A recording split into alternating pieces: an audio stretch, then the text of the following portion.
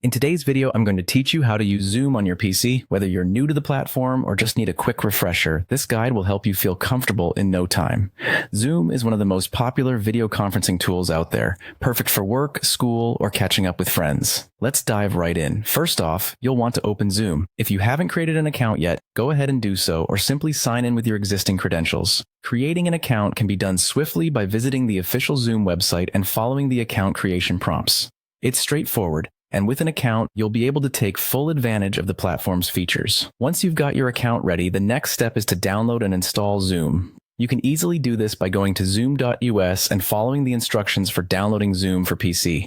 Just ensure you have enough space on your computer and that your operating system is compatible.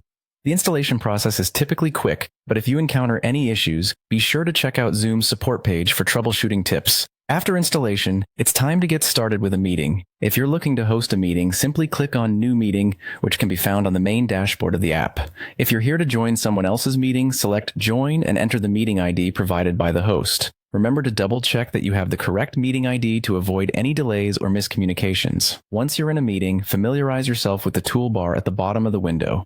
This is where you'll find essential controls for your meeting.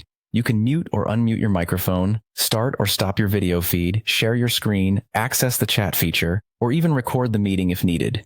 These functions are designed to enhance your meeting experience, so take a moment to explore them. If you're the host, managing participants is crucial for a smooth meeting. Open the participants panel to see who's in your meeting and manage them accordingly. This includes muting participants when necessary, promoting users to co-hosts, or even removing participants if needed to maintain the integrity of your meeting environment.